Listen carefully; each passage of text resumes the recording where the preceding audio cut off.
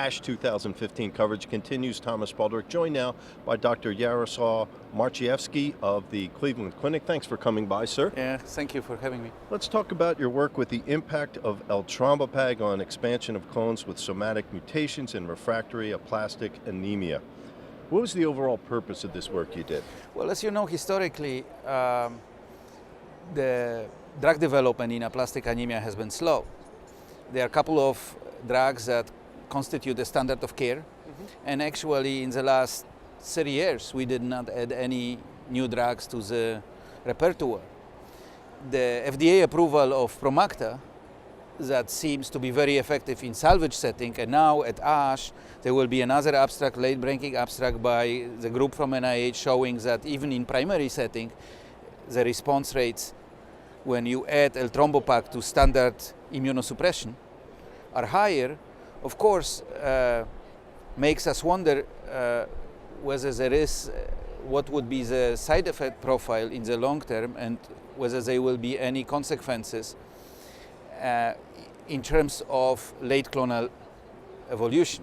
The reason this question comes up is because historically, when Neupogen was introduced, and it has been widely used in aplastic anemia, there was a suspicion raised by several case series that use of Neupogen in aplastic anemia causes, if you wish, microepidemics of monosomy 7, this bad complication of aplastic anemia.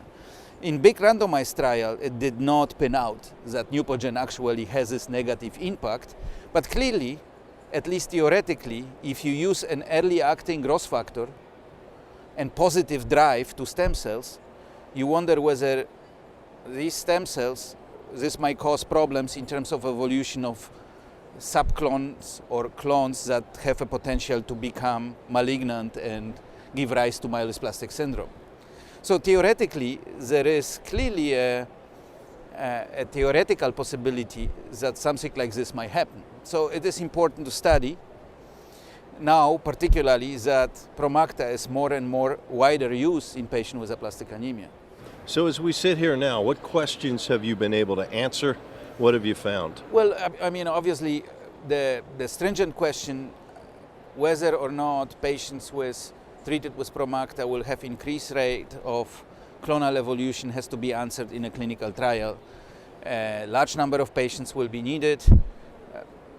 Usually, evolution of myelodysplastic syndrome in aplastic anemia occur in approximately 10% of patients over a period of 10 years.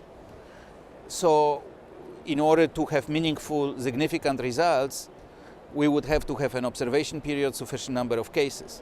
But the question is, of course, whether using some of the new technologies and one can design an innovative study that would help us already to get a feel whether there is something there.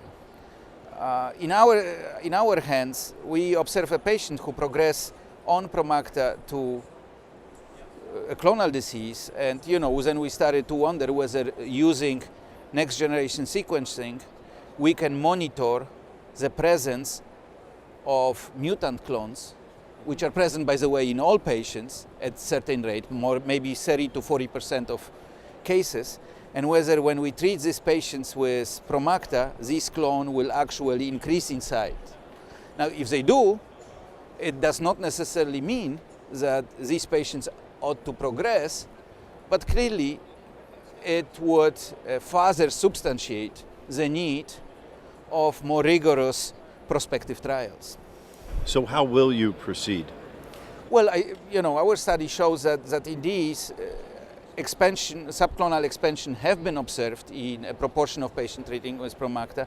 However, what we need now is a matching group of patients who were observed by comparable time interval, who were not treated with Promacta, and see in how many of them these pre-existing clones expand, and those which were not detected actually reappear just simply due to passage of time. If in this additional control cohort the expansion is not uniformly seen, then it indicates that Promacta contributes to clonal expansion. And again, the conclusion does not necessarily mean that it causes progression to myelodysplastic syndrome. But clearly one could hypothesize that future trial designs should incorporate clonal monitoring. So questions lead to more questions and more questions. Unfortunately, this is the reality of medicine. Right. So, and it keeps us moving There and you keeps go. us employed. Very good. Thank you for joining us, You're Doctor. We welcome. appreciate it.